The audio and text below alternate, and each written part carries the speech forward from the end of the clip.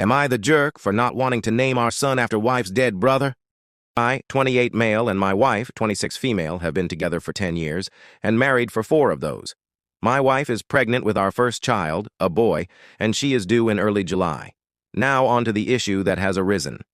My wife wants to name our son after her brother, who passed a little over a year ago. Her brother, we'll call him T, was her only sibling, and they were very close growing up, as they were only 2 years apart. However, her brother was not the most pleasant person. Her brother was a drug addict starting from age 14 to 15. He stole from everyone around him, including myself and my wife. He was abusive to every one of his partners and his child, and he served several years behind bars. T was also abusive to my wife and her parents. He had a stay-away order from our home because he broke in while we were away and stole our TV, my wife's jewelry box, and one of my hunting rifles. T passed last year in April from a drug overdose, and it affected my wife very deeply.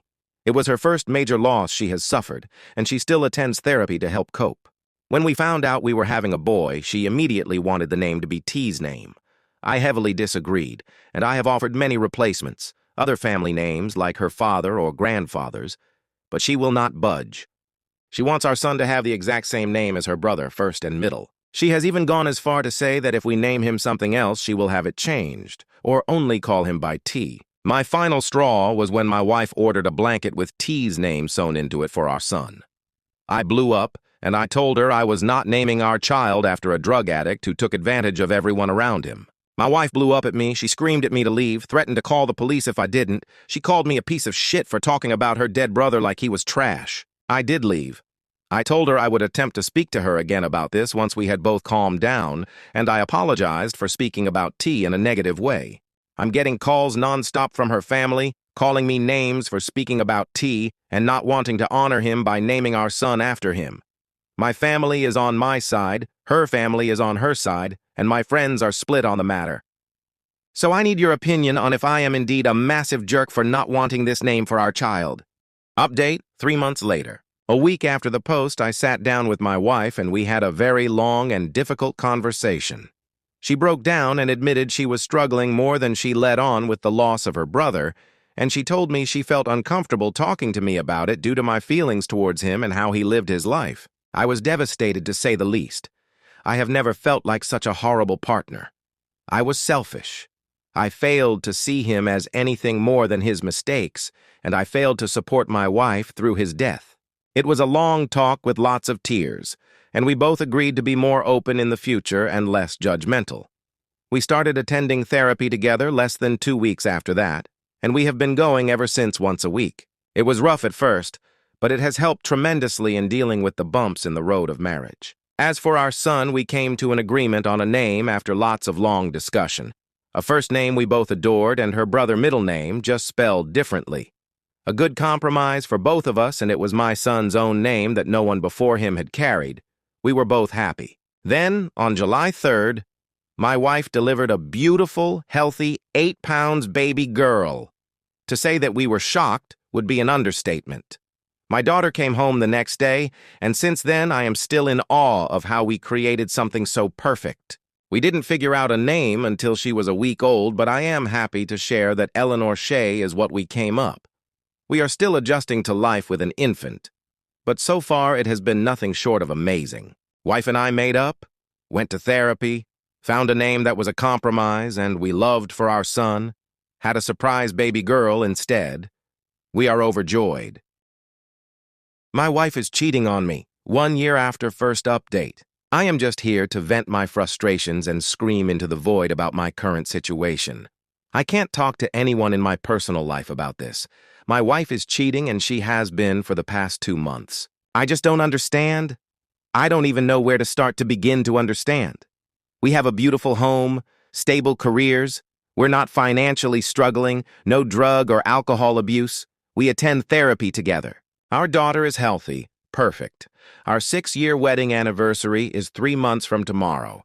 We've been together 11 years. I have spent the last 2 days examining everything about us under a microscope, trying to find a crack. Where I went wrong. When did she become unhappy? When did this life, our life, become unsatisfactory for her? For her to step outside of our marriage with some random guy she met on Facebook? For her to throw our family away? I just don't understand. I found out on Monday, completely by chance. My daughter's tablet was dead. I grabbed my wife's iPad so she could watch her nighttime videos and go to sleep. Wife isn't home right now. She's on a trip and won't be back for another 4 days. I keep hearing message notifications dinging on her iPad while my daughter has it, so I took it to turn it on silent, only to see a man's name I didn't recognize with a little winky face next to it. I went through everything. They've done it all. Met up, spent the night together, went on dates. They even have a romantic cruise planned for next month. The same cruise she told me was a bachelorette trip with one of her friends. All of these outings that I encouraged. She told me they were with friends. I encouraged her. I was so proud she was getting out there and becoming more social, since she expressed motherhood made her feel like a recluse. And after digging a little deeper, all of these new friends she's been out with don't even exist. All lies. They are characters she's created to continue her relationship with this man. I feel like a complete and total idiot. I never second-guessed a lie she fed me. I gave her my 100% trust. We've been doing couples therapy for a year. We communicate. We go on dates. We get each other gifts. Our sex life was great. I never, not even for a second, would have suspected this. I don't know how to confront her with this. I don't want this. I don't want to split up our home, but I know that this isn't something therapy can fix. I know myself well enough to know I'll never be able to trust her again. Do I just let go? Let her go be with this man who clearly makes her happier than I can? My entire existence is intertwined with her. How do I even begin to untangle that and separate? I have 4 more days to sit and overthink this. I genuinely don't know which man. Update 1 month later. After making my post, I took the advice of everyone and gathered up all evidence and contacted lawyers in my area. I found a really great one and went ahead and started on divorce papers before my wife got home. I also got tested for any STIs and told my parents' best friend about the situation. I took my daughter to my parents so I could have the alone time to mentally prepare myself to face my wife with this discovery. I rage-cleaned a lot and cried a lot those last 2 days before she got back. I packed some of her stuff, but then unpacked it and cried more. I had it planned to lay out all the screenshots along with divorce papers on our dining room table and just sit and wait for her, but I didn't get the chance to do that. She was supposed to get home later in the afternoon on Sunday, but she ended up getting back around 6:30 that morning. She didn't call or text in hopes of surprising me. I was up drinking coffee, and you guessed it, crying when she walked into the house. I didn't greet her, I just went and got the folders of evidence and divorce papers and gave them to her. I don't remember anything she said that day, but I just said I knew. I wanted a divorce. And I would keep the house as it was in my name solely. It hurt a lot. I wanted to hug her, but also scream at her. Lots of tears from her, lots of yelling at me. I didn't say anything. I told her we could discuss it at length with lawyers present once she accepted the situation and calmed down. I think someone called it gray wall in the comments of my last post. Not entirely sure, but I tried my best to do that and not show emotion, argue with her. It was really hard. Hardest thing I hope I'll ever have to do. She betrayed me, but I still felt awful making her cry. She left that day with some clothes, personal belongings, and went to her parents, and my parents and best friend came to stay with me and my daughter. I had my lawyer arrange a meeting between us to discuss custody, belongings, money, everything else that following Tuesday. Well, Monday I got a call from my clinic to come in to review results of STI tests, and as it turns out, her parting gift to me is HSV-2. I cannot describe in words how angry, sad, shattered I am. I'm still accepting it, I don't think I have yet, but I am working on it. I know it's common, very common. It's not going to kill me, but it doesn't make it suck any less. I joined a support group on Facebook. Those people are great. Going into Tuesday with that knowledge was awful. I felt so much shame bringing that up in front of not only her, but both of our lawyers. I knew if I tried to discuss it with her privately, it wouldn't go well. Not with the amount of anger, sadness I had in my system. She never apologized. She was a different person that day. I felt like I was looking into the eyes of a complete stranger, no emotion whatsoever. Divorce-wise, everything is cut and dry. We separated finances, the house is mine, we are just waiting the 90 days for it to finalize. There were no objections on her end, but one, she wants to terminate her parental rights over our daughter. I say wants. She is terminating rights, at least trying to. She doesn't want her anymore. Our daughter, our baby. I was blindsided. I'm still blindsided. My daughter is one, but she loves her mama. Mama was her first word. She is one. It's been 3 weeks, and the pain I have felt, the pain for my daughter, for my family, has been indescribable. I don't know who she is anymore. I don't know what changed or when it changed, but it terrifies me. I feel like my entire life was pulled out from under me. I haven't talked to her, per lawyer's advice, and my own fear of what I would say. She hasn't seen our daughter. She told me that day she didn't want to. She didn't want any pictures from our home, any memories, just her clothes and electronics. I don't understand any of it. I don't think I ever will. We have to go to court for her petition to terminate rights, and I don't want to look at her. I just can't accept this as reality right now, not after everything. I'm trying as hard as I possibly can to keep a positive outlook on everything and be strong for my family and my baby, but this has been so hard. I hope a year from now I can look back and say I survived that, but right now it feels impossible to even see next week. I'm not suicidal, so don't take it as that. I'm just emotionally, mentally, physically demolished. Absolutely demolished. This is a happy update 8 months after last update. To sum up the sad stuff, first off, my divorce was finalized without any hiccups or holdups. I'm still in the works of trying to sell our old house, but in the meantime, we moved to a new state. My ex is still in the process of petitioning for termination of parental rights. I've only seen her 3 times since moving, and it has been to fly out for court. I was granted temporary full custody in the process, per her request and suggestion, and she was not mandated any visitation and has denied any offer of it. She has not seen my daughter in 7 months. She has requested not to. I don't know what else she's been up to, or if she is still with her boyfriend or not. Since the divorce, it has been in best interest of my mental health to keep the contact as minimal as possible, and she has done the same. I have offered many chances for her to visit with my daughter, whether it be video call or flying out, and before we moved I asked weekly, but it was always a no.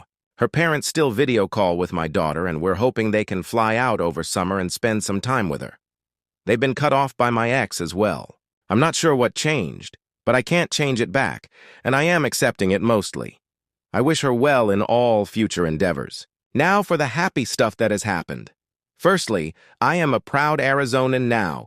Never saw myself moving here, but we have loved it so far. My parents packed up and came with us, and I don't think I've ever seen them so happy. My daughter is doing amazing. She will be 2 years old in July, and she is the smartest, funniest toddler I've ever met. She knows her ABCs, can count to 20 without help, loves animals and bugs especially. She thinks farts and a cow mooing are the definition of comedy, and she doesn't know, but she has been my biggest motivator to heal from this whole ordeal and be my best self. Like, I genuinely don't know how I helped make such an awesome kid. The more her personality grows, the more in awe I am of just how cool she is. I could talk for days about her. As for myself, I'm in therapy and have been throughout these 8 months, and I'm in a much better headspace. I'm working on getting back on top of my health, as I did put on about 30 stress pounds. I'll get there eventually, but I'm not sweating it too much. I have not dated or tried to. I don't think I will anytime soon. I've adjusted to being a single parent pretty okay for the most part. I credit that to my family and friends more than anything, because they have been a huge support system throughout this. There are still really hard moments that have happened, and I know there are more to come, but I will roll with it just as I have this and hope to come out on top. This is not the end of the world for me, even if it felt like it in the moment. The sun will rise tomorrow, birds will chirp, and all will be well.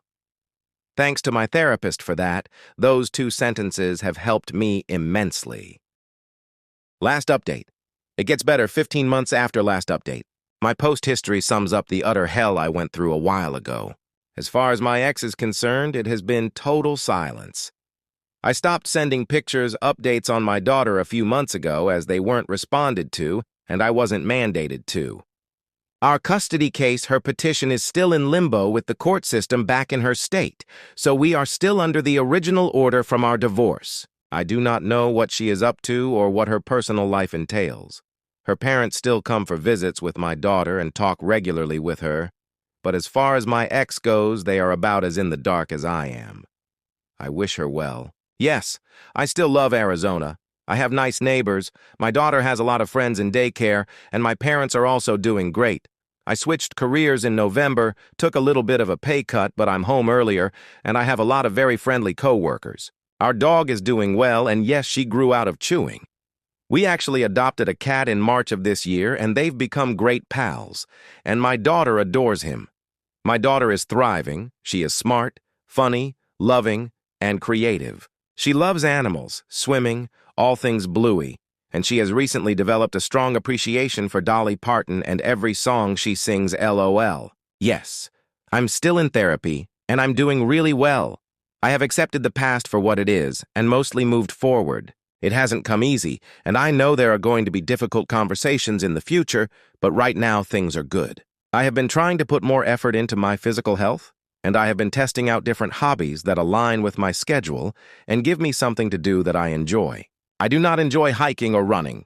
No, I'm not dating. I don't have the time or desire right now, and I am okay with that. Maybe one day when I feel more stable and more comfortable introducing anyone into my daughter's life. But for right now, she needs stability more than I need a girlfriend. I think that about sums it up for anyone curious or checking in. Not much substance, but I appreciate my boring life these days. This is a post that is pretty much a synopsis of my journal, but it feels nice to have it out somewhere for people to see. My situation sucked, and now it's better, a lot better. I hope anyone else going through dark times can make it out on top and relatively unscathed. Thank you for watching. Like and subscribe for daily Reddit stories. All rights belong to the original author. This video is for narration entertainment purposes only.